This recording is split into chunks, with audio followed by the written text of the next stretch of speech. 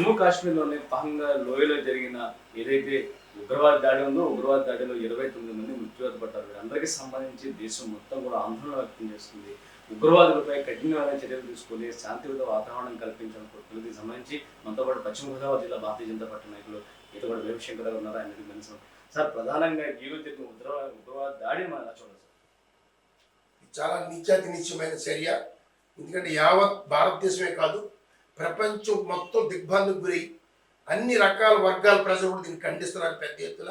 ఎందుకంటే జమ్మూ కాశ్మీర్ ఇప్పుడు చాలా పెద్ద ఎత్తున పర్యాటక రంగంగా అభివృద్ధి చెంది భారతదేశం నలుమూల నుంచి కాకుండా ప్రపంచ దేశాల నుంచి కూడా అక్కడ రావడం, ప్రజలు ఎంతో ఆహ్లాదకరమైన వాతావరణంలో ఉంటున్న పరిస్థితిలో, ఎందుకంటే ఎక్కడా కలిగిన అమాయకుల మీద దాడి చేయడం వల్ల చాలా దుర్మార్గు చర్య ఇది.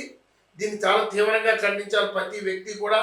ఎందుకంటే మోడీ గారు ఒక మంచి ఆలోచనతో మళ్ళీ కాశ్మీర్ని ప్రజలకు దగ్గర చేయాలని అక్కడ వేలాది కోట్లు ఖర్చు పెట్టి మళ్ళీ అన్ని రకాల సౌకర్యాలు కల్పిస్తున్న ఈ తరుణంలో మరి దారుణంగా ఈరోజు ఈ దాడిలో గొప్ప విశేషం ఏంటంటే ప్రజల్ని నిలబెట్టి మీ కులం ఏంటో అలా వ్యక్తి ఏంటో ఎక్కడోడో ఆరా తీసి అలా ఆధార్ కార్డులు తీసుకుని చూసి మరి చంపడం వల్ల ఇంత నీచమైన కార్యక్రమం ఎప్పుడు చూడం. ఎందుకంటే ఈరోజు ఎంతో బాధాకరంగా ఉంది. ఎందుకు మరి ఈ భార్యాభర్తలు కొత్త భార్య 6 రోజులైంది పెళ్ళి, ఆ భార్య ఎదురుగా భర్తని వేరే తీసి కాల్ చేశారు. అలాగే మరి బెంగళూరు నుంచి వెళ్ళిన ఒక జంట, కొడుకు తల్లి భర్త, అతను కాశ్మీర్ చూడని విపరీతమైన కోరిక ఎప్పటి నుంచో 45 ఏళ్ళ వయసులో ఇప్పుడు వెళ్ళగలిగాడు అతను. మరి అతన్ని భార్య ముందు కొడుకు ముందు అతని ఐడి కార్డు చూసి మరీ కాల్చారు. ఈ రకమైన చర్య జరిగినందుకు ఇవాళ ప్రపంచవ్యాప్తంగా ముఖ్యంగా భారతీయులైతే దీని మీద ఈ పాకిస్తాన్ టెర్రరిస్టులు ఎవరితో ఉన్నారో వారు చేస్తున్న దుశ్చర్యానికి తీవ్రంగా ఖండించడమే కాకుండా ప్రతీకార చర్య ఉండాలి. ఏమైనా ఈ పాకిస్తాన్ మొత్తంలో ఉన్న ఈ టెర్రరిస్ట్ మోడల్ని అర్థం చేయాలి భారతదేశం. ఎందుకంటే మోడీ గారు నిద్రపోరు. ఎందుకంటే చాలా తీవ్రమైన చర్యని మన భారతీయ జనతా పార్టీలో మోడీ గారి నాయకత్వం అందరూ కూడా గుర్తించి ఈరోజు చాలా తీవ్రంగా దీని మీద చర్చలు జరుగుతున్నాయి అంటున్నారు. ఏమైనా ప్రజల కోరిక ఒకటే, ఎందుకంటే జరిగిన దురాఘాతాన్ని రాజకీయాలకు అతీతంగా అన్ని పార్టీలు అన్ని వర్గాల ప్రజలు. ఎందుకంటే ఈరోజు నేను ఒక ముస్లిం ఆయనతో మాట్లాడాను. ఆయన వచ్చి నా దగ్గర ఒకటే చెప్తున్నాడు, ఏమైనా పాకిస్తాన్ కొట్టేయాలి, మనం పాకిస్తాన్ ఉండటం కుదరదు, ఈ పాకిస్తాన్ ఉండటం వల్ల ఈ ఉగ్రదాడులు జరుగుతున్నాయి అని ఒక ముస్లిం వ్యక్తి నా దగ్గర చెప్తే నేను చాలా సంతోషించాను. ఎందుకంటే ఇటువంటి మితం ఇవాళ భారతీయులందరూ ఒక మాట మీద రావాలి, వచ్చి దీన్ని తీవ్రంగా ఖండించాలి. అమాయకుల ప్రజలు చంపడం చాలా దురాగతం. ఏదైనా మిలిటరీ మీద దాడి అంటే వేరే సంగతి, కానీ ఇలా అమాయక ప్రజల్ని ఎంతో ఆనందం కలుగుతున్న కుటుంబాలని ఇవాళ ప్రపంచంలోనే ఒక సుందర ప్రదేశం, మినీ స్విట్జర్లాండ్గా ఉన్న ఐలాండ్ అది. అక్కడ ఎంతోమంది వెళ్ళి ఎన్నో రకాలుగా సినిమాలు కానీ పెద్ద పెద్ద నాయకులు కానీ సెలబ్రిటీస్ అక్కడ షూటింగ్లు తీసే పరిస్థితి. అటువంటి చోట మరి ఈరోజు ఎంతో వ్యవహారం చేస్తుంది. అక్కడ ఏమీ తెలియక పాపం ప్రజలు ఏదో తుపాకులు దీపాల సామాను కాల్చుకుంటాను ఆనందంలో ఉండి అలా అనుకుంటే మరి ఒకళ్ళు చంపుకుంటే చూసి భయభ్రాంతులై రోదతులై పరిగెడుతుంటే చిత్రగాతులకు తీసుకెళ్ళి వాళ్ళు లేరు. మరి ఇప్పుడు 29 మంది మరణించారన్నారు. ఇది చాలా బాధాకరం. ఇప్పుడు ఎంత అవుతుందో తెలియదు. ఏమైనా దీని మీద ప్రపంచ దేశాల్లో అందరూ కూడా దీన్ని ఖండించడం కాకుండా దీన్ని కంపల్సరీ భారత ప్రభుత్వం చర్య తీసుకోవాలి.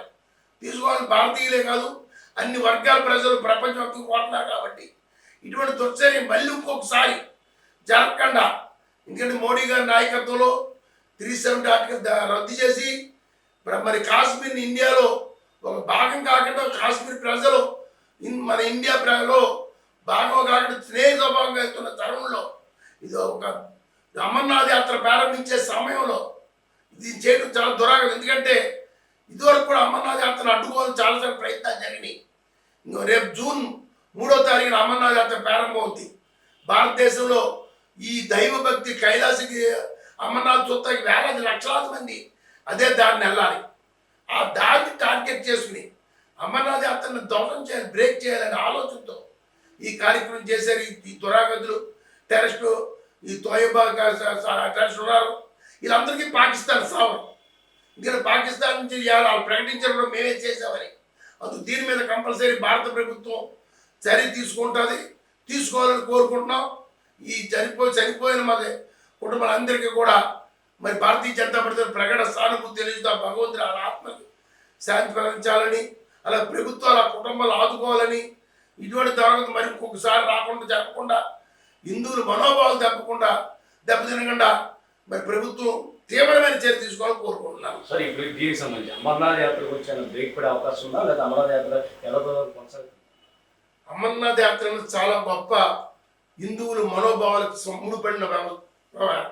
ఎందుకంటే దీనికి సంబంధించి మనం ఆడుకోవాలంటే, ఎందుకంటే చాలాసార్లు అమర్నాథ్ యాత్ర భగ్నం చేయాలని చాలా గ్రూపులు ట్రై చేయడం జరిగింది. అయినా ఇప్పుడు దాకా ఎప్పుడు కూడా ఏదో 1-2 రోజులు ఆగి తాగొచ్చు, కానీ దానికి ఎప్పుడు విఘాతం కలగలేదు చక్కగా. అందుకని ఇప్పుడు కూడా ఎంతమంది ఎన్ని అడ్డంకులు పెట్టినా భారత ప్రభుత్వం అడ్డుకుంటుంది.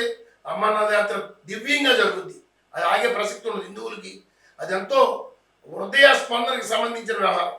సార్ అమెరికా ఉపాధ్యక్షుడు భారతదేశ పర్యటనలో ఉండగా ఈ దాడి జరిగింది. గతంలో క్లింటన్ కూడా భారతదేశ పర్యటనలో ఉన్నప్పుడు ఇటువంటి దాడి జరిగింది. ఈ దాడి అంటే అమెరికా అగ్రరాజ్యం ఈ వ్యవహార శైలి, ఈ ట్యాక్స్ వ్యవహారానికి దీన్ని భారతదేశాన్ని ఇబ్బంది పెట్టాలని ఆలోచన జరిగిన దాడి అనుకోవచ్చా? ఇదివరకు మీరు చెప్తున్నారు, క్లింటన్ కూడా ఇందాక చూశాను నేను. పూర్వం కూడా ఆయన మన భారతదేశ పర్యటనగా జరిగింది. ఇప్పుడు అమెరికా ఉపాధ్యక్షుడు కూడా భారతదేశంలో ఉండగా ఈ దాడి జరిగింది. ఇదంటే ఇది ఒక కుట్ర. ఎందుకంటే విదేశీయులు ఇవాళ 2 చచ్చిపోయారు ఇప్పుడు తెలిసిన వార్త. అంటే విదేశీయుల మీద దీని ప్రభావం పడాలని ఒక కుట్ర. దీనికి రేట్లకి సంబంధం అనుకోం, కానీ భారతదేశాన్ని అపఖ్యాతి చేయడానికి భారతదేశంలో అమెరికా ఉపాధి పర్యటన సమయంలో కావాలని చేసిన ఒక కుట్ర ఇది.